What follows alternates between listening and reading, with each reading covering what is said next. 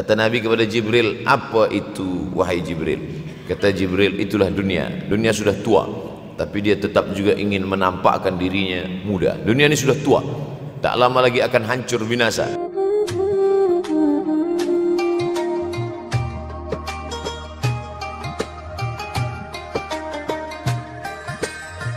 Akhir zaman. Kalau ada akhir tentu ada awal. Ada setengah kelompok mengatakan dunia ini tiada berawal, tiada berakhir. Kata dia dunia ini qadim, sama seperti Allah Subhanahu wa taala. Kalaulah dunia ini qadim, tentu ada dua yang qadim, ada dua yang kekal abadi. Maka orang yang mengatakan alam ini kekal, tiada berawal, tiada berakhir, dia sudah syirik. Syirik maknanya mengatakan ada dua yang qadim. Allah tiada berawal, tiada berakhir, dunia tiada berawal, tiada berakhir. Siapa yang mengatakan alam ini tiada berawal, tiada berakhir, maka dia syirik. Orang yang syirik maka tidak diterima amalnya. La in asyrakta, kalau engkau syirik la yahbatanna amaluka. Kalau engkau syirik maka seluruh amalmu akan gugur, tak bernilai di hadapan Allah Subhanahu wa taala. Ini yang menjadi tajuk kita subuh ini. Sama-sama percaya bahwa dunia akan berakhir. Yahudi mengatakan dunia akan berakhir, akan kiamat. Nasrani mengatakan dunia pun akan berakhir, hancur, akan kiamat. Bagaimana dengan Islam? Ma huwal iman? Apa itu iman wahai Muhammad sallallahu alaihi wasallam? An tu'mina billah, percaya kepada Allah, wa malaikatihi, percaya kepada malaikat, wa kutubihi, percaya kepada kitab-kitab, wa rusulihi, percaya kepada rasul-rasul, wal yaumil akhir, percaya bahwa dunia ini akan berakhir.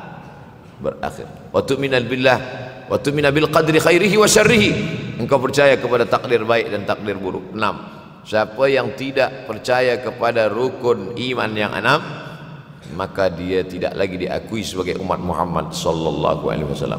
Fitnah akhir zaman. Saya nak menjelaskan tajuk kita subuh ini. Fitnah, terjadi banyaknya siksa-siksa. Akhir zaman, di ujung zaman. Menunjukkan dulu ada awal zaman, sekarang ada akhir zaman. Ada awal masa dunia, kita sekarang sudah berada di ujung dunia. Manakala Nabi Muhammad SAW Isra dan Mi'raj, dia melihat dalam perjalanan Isra Mi'raj itu ada seorang perempuan tua yang sedang bersolek. Jadi perempuan tua bersolek ini sudah nampak Nabi sejak masa Isra Mi'raj lagi. Jadi jangan terkejut bila sekarang nampak ada orang tua bersolek. Dah lama dah. Kata Nabi kepada Jibril, apa itu wahai Jibril?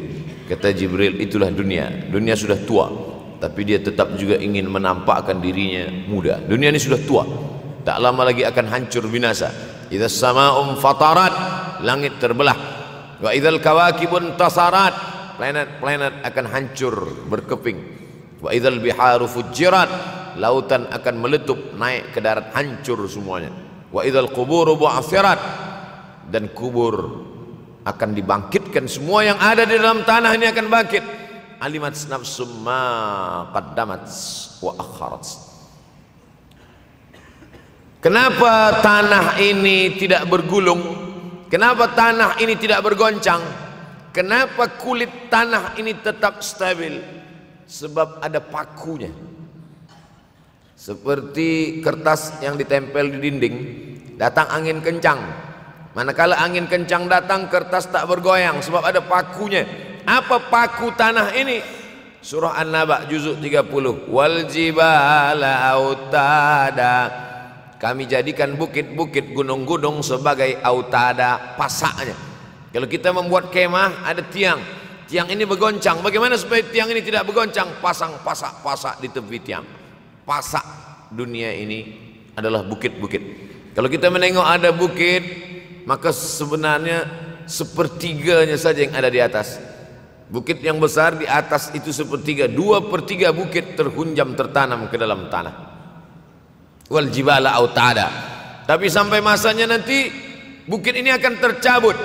Wa takunul jibalu kal ihnil manfush. Wa takunul jibal, bukit-bukit, kal ihni, seperti bulu kambing.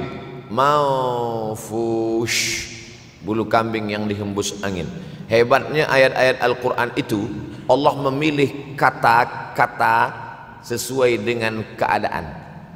Sembayang malam berat, nak jaga tidur malam berat.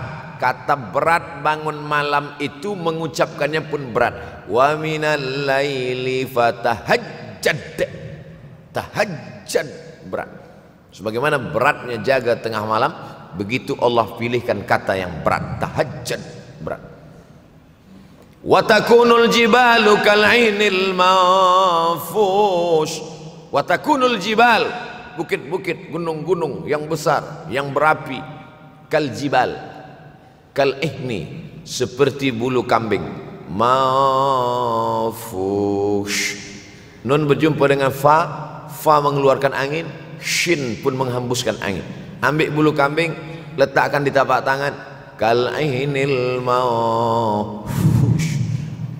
Sebagaimana terbangnya bulu kambing dari tapak yang dihembus angin, begitulah gunung-gunung akan tercabut. Kalau gunung-gunung yang besar, gunung yang dari batu, gunung yang berapi, yang mengeluarkan lahar, itu tercabut dari tanah seperti bulu kambing dihembus angin, bagaimana agaknya kita nanti? Tak tahu entah macam mana. Macam butiran debu-debu, macam butiran tepung yang dihembus angin kencang. Wataran nasa sukara, selepas gunung-gunung itu tercabut lalu tanah ini bergoncang, kau lihat manusia macam mabuk. Wataran nasa sukara, kau pandang manusia macam mabuk. Wa mahum bisukara, mereka tidak mabuk. Mereka berjalan bergoncang bukan kerana mabuk, walakin azaballahi syadid, kerana azab Allah itu amat sangat kuat. Oleh sebab itu dianjurkan membaca tafsir juzuk 30. Syekh Muhammad Abduh, tafsir Al-Munir, tafsir Al-Manar yang ditulis oleh muridnya, dia bagi tazkirah saja, dia tak ada menulis, tapi kemudian muridnya Rashid Ridha menulis, itulah dia tafsir Al-Manar. Dia tidak memulai tafsir dari juzuk 1 Al-Baqarah, tapi dia mulakan juzuk 30. Sebab apa? Sebab mengkaji juzuk 30, amma yatasaalun 'anil naba'il 'azim alladhi hum fi mukhtalifun kalla saya'lamun, bercerita tentang hari kiamat. Orang kalau sudah bercerita tentang hari kiamat, datang rasa takut, datang rasa cemas, datang rasa khawatir, kita akan mati, dunia akan binasa, apa yang akan kita bawa? Selepas dia mengkaji juzuk 30, datanglah semangatnya, khusyuklah dia solat, datang semangatnya beribadah, datang hilang rasa cinta harta, dia akan berwakaf, berinfak, bersedekah. Maka fitnah akhir zaman ini perlu dikaji selalu supaya kita mendatangkan khusyuk dalam hati, takut dalam hati, ridha menerima keputusan Allah Subhanahu wa taala. Fitnah akhir zaman. Hadis yang saya pilih diambil dari kitab Sahih Al-Bukhari. Abu Hurairah, Nabi memanggil dia, ya Abahir, wahai bapak kucing. Ya Abahir, wahai engkau orang yang selalu membawa kucing. Hatinya lembut, tak sampai hati dia menengok ada kucing tak makan, dia bagi makan. Abu Hurairah radhiyallahu anhu. Apa kata Abu Hurairah radhiyallahu anhu? Aku mendengar Nabi SAW bersabda, di antara tanda-tanda dekatnya hari kiamat itu adalah, dalam hadis ini ada 5. Yang pertama, yataqarabuz zaman. Zaman, masa, waktu makin pendek, makin singkat, makin tak terasa. Dulu nampak budak-budak, sekarang udah jadi mak budak-budak. Dulu nampaknya lama zaman masa ini, sekarang cepat saja. Dari pagi ke petang, petang ke pagi, pagi ke petang, petang ke pagi. Bahkan sekarang ada pula orang yang tak tahu petang, tak tahu pagi. Pagi tidur, petang tidur. Tak terasa saya ini sudah 8 kali datang ke Kuala Lumpur. Awal-awal sekali 2014, 2015, 16, 17, 18, 19, 20. Sudah kali yang ke-7. Saya datang setahun sekali saja, setiap bulan Februari.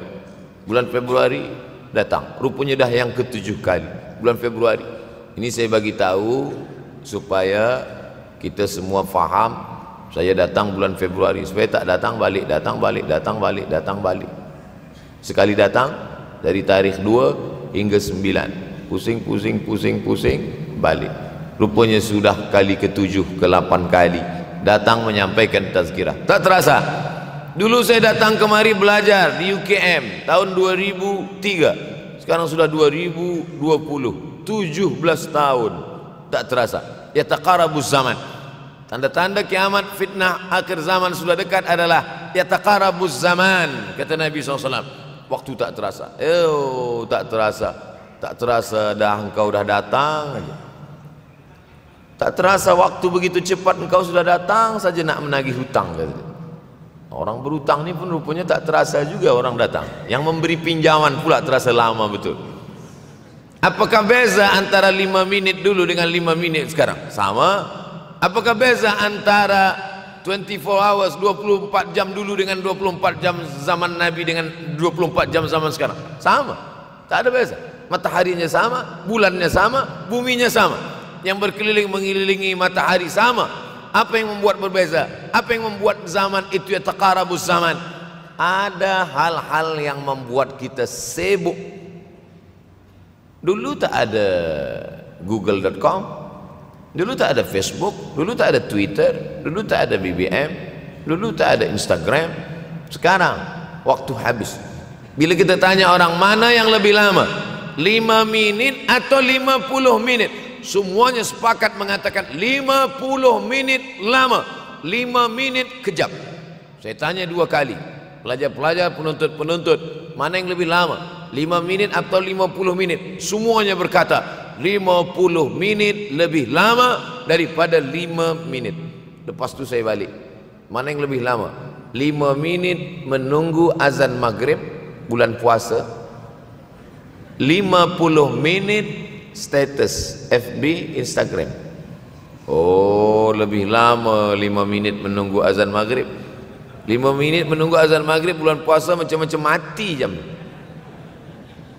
50 menit hilang waktu tak terasa.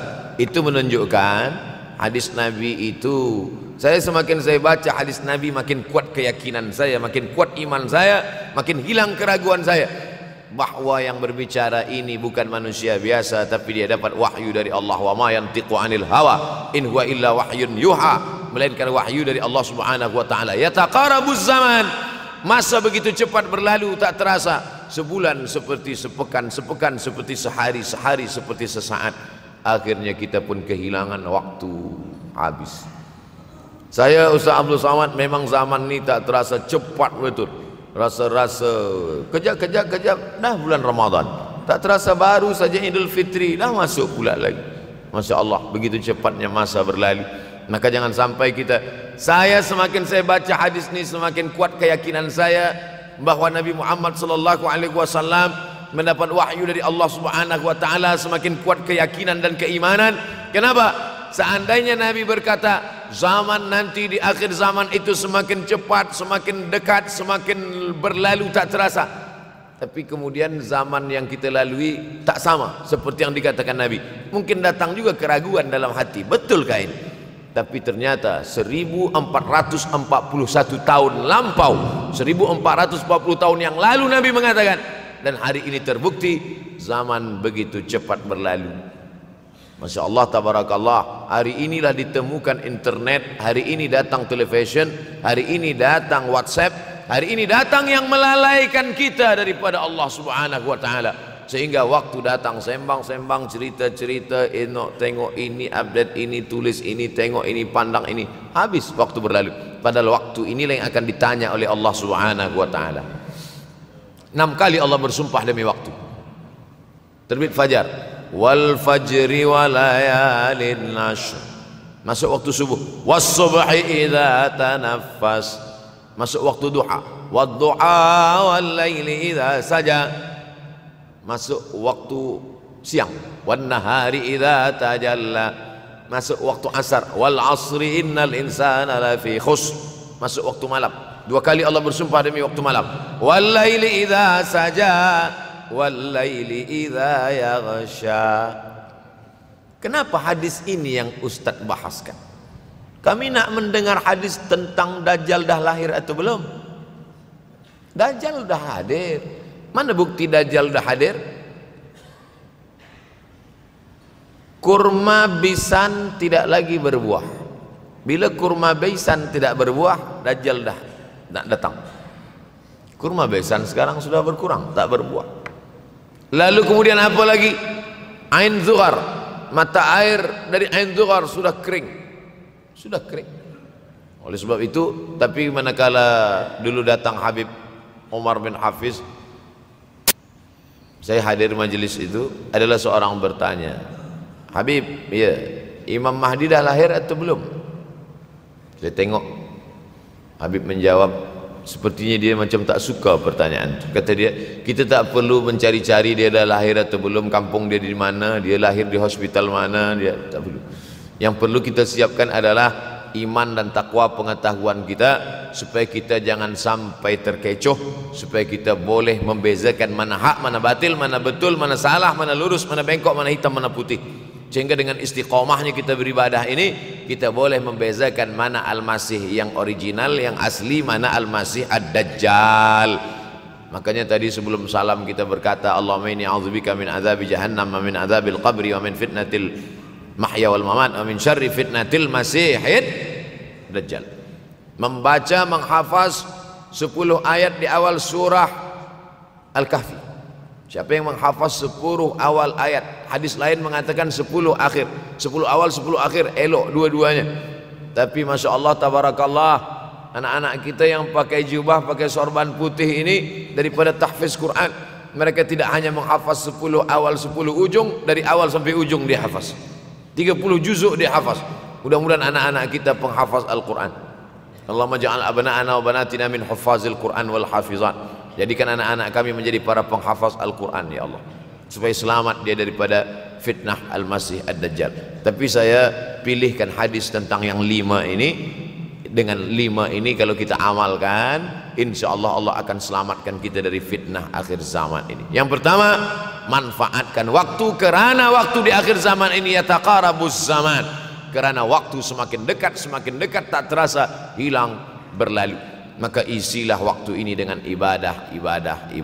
Jangan sampai ada waktu yang kosong. Duduk sejenak kosong berselawat, Allahumma salli ala sayyidina Muhammad wa ala ali sayyidina Muhammad, Allahumma salli ala sayyidina Muhammad wa ala ali sayyidina Muhammad. Sempat-sempatkan ambil wuduk, solat duha walau 2 rakaat. Sempat-sempatkan sebelum tidur malam solat witir 3 rakaat, supaya tidur kita sentiasa dalam wuduk dan kita sempat solat witir. Andai mati kita malam itu, insyaallah mati dalam keadaan husnul khatimah. Usolli sunnatal witri 3 rakaatin lillahi ta'ala. Nanti malam jaga tidak witir lagi, hanya tahajud saja. Sempat-sempatkan solat tahajud. Elok amat sangat baik solat wuduk 2 rakaat. Usolli sunnatal wuduk rakaatain lillahi ta'ala. Selepas solat wuduk, solat sunat taubat. Usolli sunnatat taubat rakaatain lillahi ta'ala. Selepas solat sunat taubat, solat sunat hajat. Usolli sunnatal hajat. Selepas itu barulah solat sunat tahajud 8 rakaat. Nak tambah lagi 10, 12, 14 elok, tak salah, karena dia tiada batasan.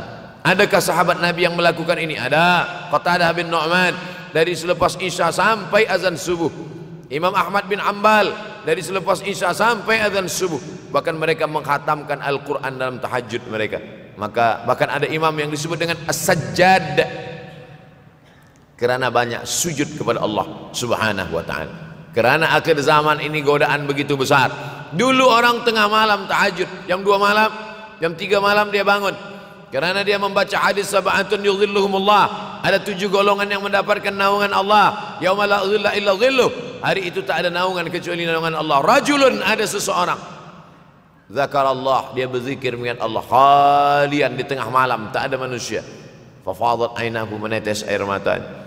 Maka yang pertama ini, jangan sampai kita kehilangan waktu, kerana waktu, al-waktu kasaif, waktu ini seperti pedang. Illam taqta'hu qata'aka. Kalau tidak kau patahkan dia, kalau kau dapat pedang, patahkan. Sebab kalau tidak kau patahkan, dia yang akan memotong engkau, mematahkan tulang-tulang engkau. Waktu ini kalau tidak kita manfaatkan, kita akan ditanya tentang waktu, kemana saja waktu yang sudah kau pakai.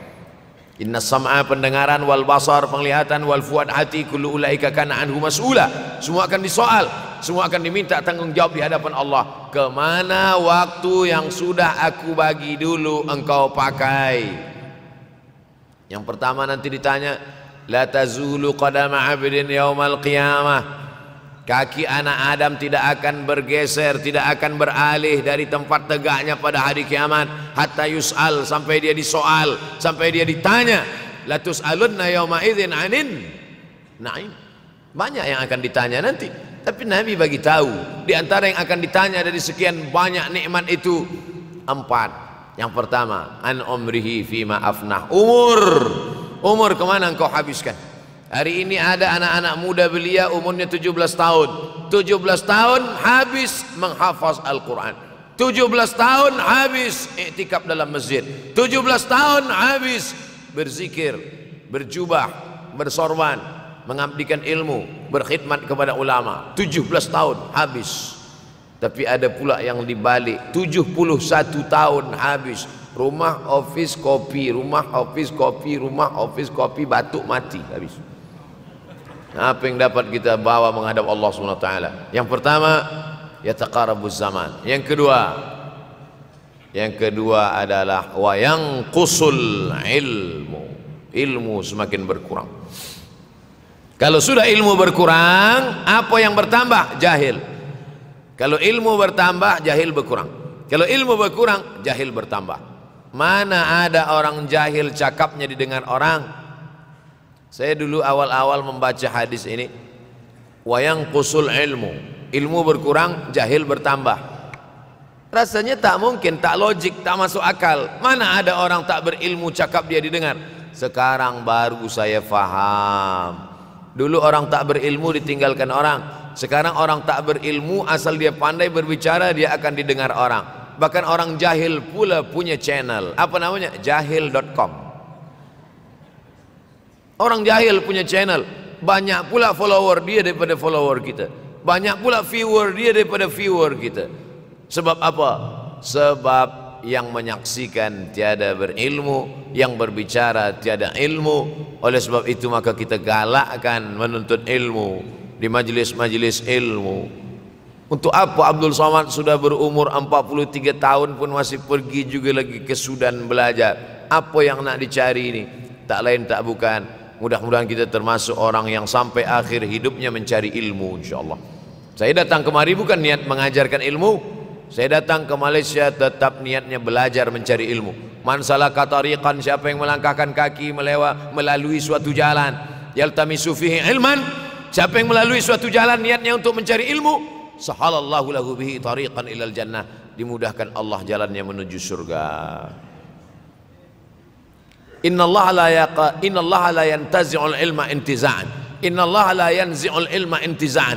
Allah kalau mencabut ilmu, bukan macam mencabut pokok kayu dari tanah. La yantazi'ul ilma intiza'an. Allah tidak mencabut ilmu macam mencabut pokok kayu dari tanah hingga ke akarnya, enggak. Lalu bagaimana ilmu ini dicabut? Biqabdil ulama. Dengan matinya ulama maka habislah ilmu. Meninggal Imam Syafi'i berkurang ilmu. Meninggal Imam Nawawi berkurang ilmu. Meninggal Imam Fulan berkurang ilmu. Maka yang hadir adalah al-juhala. Yang lebih menakutkan lagi adalah al-juhala bi thawbil ulama. Orang jahil dengan pakaian ulama. Abdul Somad tidak mengatakan dirinya ulama. Saya selalunya membacakan ayat Quran, membacakan hadis Nabi, menyampaikan fatwa ulama. Tak pernah saya berceramah, bertausiah. Menurut saya, siapa saya? Siapa kita? Syafi'i manusia, saya manusia. Syafi'i boleh berfatwa, saya juga boleh berfatwa. Imam Syafi'i berfatwa Al-Quran 30 juzuk dalam kepala dia. Kita juzuk 30 pun kadang-kadang hilang.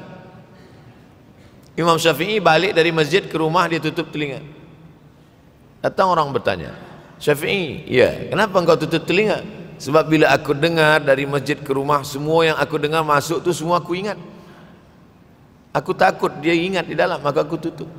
Kita yang saya sampaikan tadi pun tak ingat. Oh, ustaz mengejek kami, enggak. Jangankan yang mendengarkan, yang bercakap pun tak ingat. Nasib baik datang orang Jepun mengingatkan kita. Nah, ini nama dia Sony. Manusia ini lupa. Oleh sebab itu maka yang kedua akhir zaman, wa yanqusul ilmu makin kurang. Maka bersyukur anak-anak yang dimasukkan ke rumah tahfiz. Kalau ada rumah tahfiz di kampung biasa, kalau ada rumah tahfiz di desa, dusun biasa, tapi ada tahfiz di tengah kota besar Kuala Lumpur, masih ada lagi rumah tahfiz Quran. Siapa yang mewakafkan rumah tahfiz? Siapa yang memberikan beras? Siapa yang memberikan duit? siapa yang memberikan belanja, siapa yang mengirimkan ustaz. Masya Allah, tabarakallah. Maka ini semua mudah-mudahan kita istiqamah semuanya insyaallah. Supaya apa? Supaya lahirlah anak-anak kita yang alim, berilmu. Karena ini makin banyak orang jahil. Alftau bi ghairi ilmin, memberikan tazkirah fatwa tanpa ilmu. Dhalla wa adalla, dhallu wa adallu, sesat, menyesatkan. Kalau setakat sesat saja, ini sudahlah sesat, menyesatkan. Na'udzubillah. Masuk yang ketiga. Yang ketiga adalah wa yanqusul ilmu, setelah habisnya ilmu-ilmu ini semua dicabut oleh Allah Subhanahu wa taala, lalu kemudian setelah ilmu dicabut Allah Subhanahu wa taala, wa yulqas syuh, wa may yuqas sin dengan hak kecil, wa may yuqas nafsihi fa ulaika humul muflihun. Siapa yang selamat daripada sifat syuh, itulah orang yang beruntung. Hayya 'alal falah, mari kita menuju keberuntungan, kemenangan. Siapa orang yang menang? Selamat daripada sifat syuh. Ada orang menerjemahkan syuh ini pelit, bakhil. Bakhil ada yang lebih parah daripada bakhil. Syuh. Bakhil ini, bakhil tidak ingin memberikan uangnya untuk orang lain. Itu bakhil. Dia ada uang 10 ringgit. Uang itu hanya dia makan saja, dia tak mau walaupun setengah sen kepada orang lain. Itu namanya bakhil. Kalau syuh ini, duit dia simpan, duit orang pula dia makan. Nah, itu syuh. Jadi lebih parah lagi. Oleh sebab itu, kalau sudah ilmu ini dicabut, orang menjadi jahil, maka datang penyakit syuh yang ketiga. Apa itu syuh? Hubbud dunya, hubbul mal, wa tuhibbul mala hubban jamma. Engkau sayang kepada harta, amat sangat sayang. Dia pegang semuanya sampai tak meleleh, tak menetes walaupun satu tetes.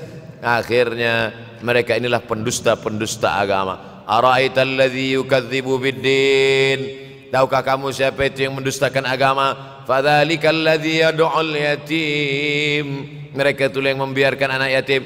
Wala yahuddu ala ta'amil miskin, dia tidak mempedulikan makanan orang miskin. Sebab apa?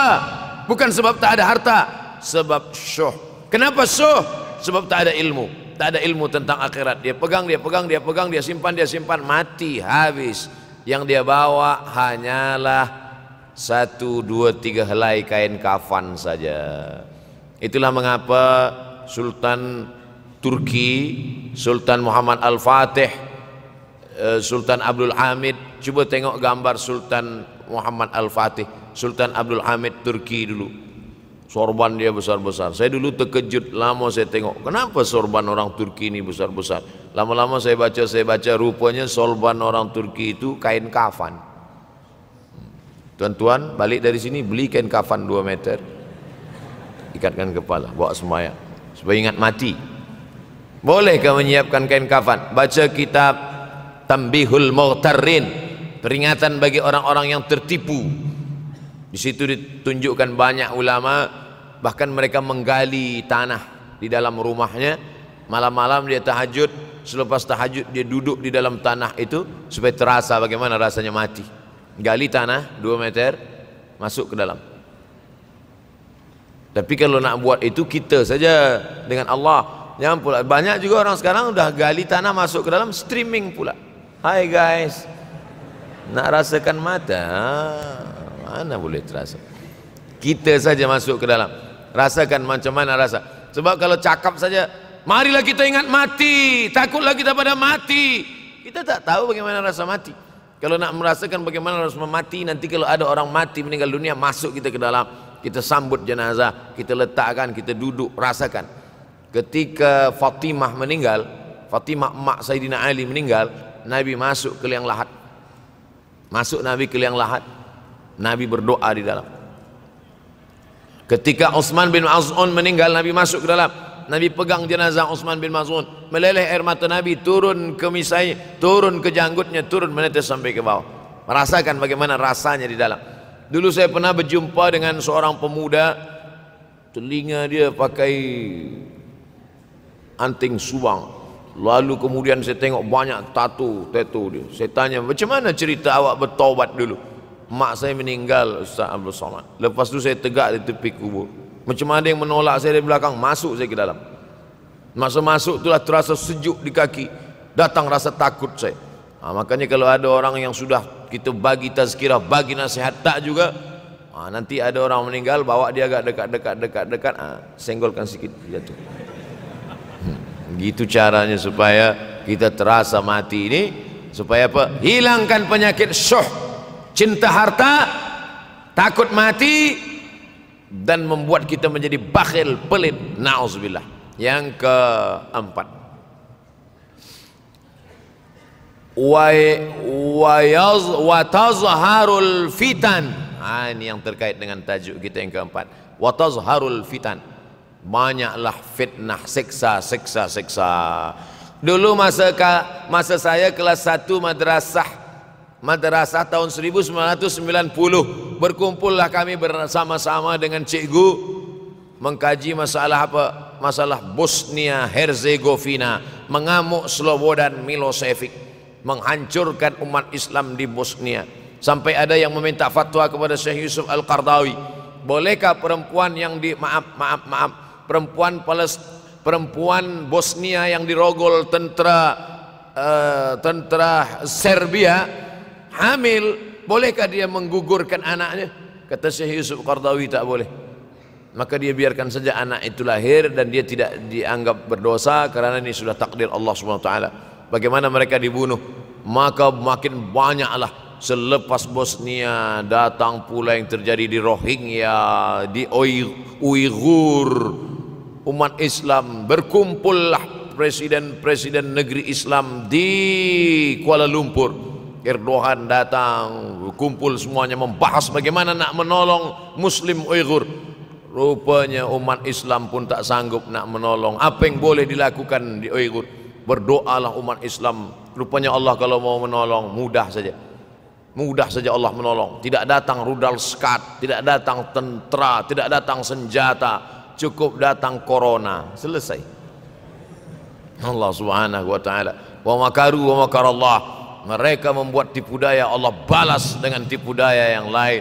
In tansurullah, kalau kau tolong, ittaqu da'watal mazlum, takutlah kamu terhadap doa orang-orang yang teraniaya.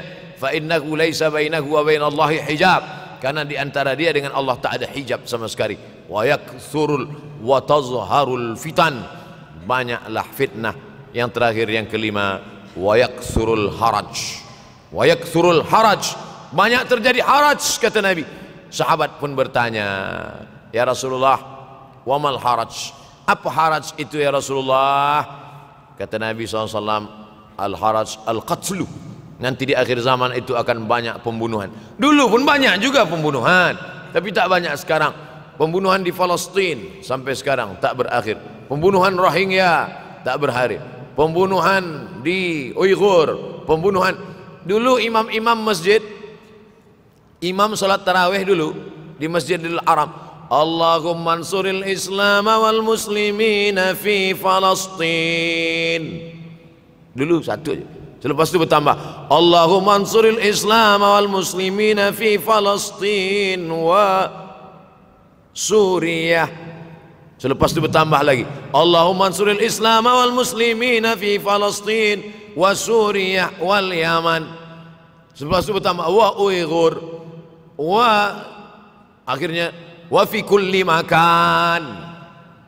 Semakin bertambah. Oleh sebab itu maka ini di antara fitnah akhir zaman. Man lam yahtam bi amril muslimin falaysa minhum. Selepas kita kaji hadis ini, apa tujuan kita? Tujuan kita semakin menguatkan keyakinan, banyak-banyak beribadah, nasihatkan anak menantu, sahabat, jiran, tetangga supaya semakin istiqamah menjalankan syariat, rajin-rajin solat berjamaah, banyak-banyak berzikir, hatamkan Al-Quran, banyak-banyak berinfak, banyak-banyak bersedekah. Andai mati kita, insya Allah mati dalam keadaan husnul khatimah.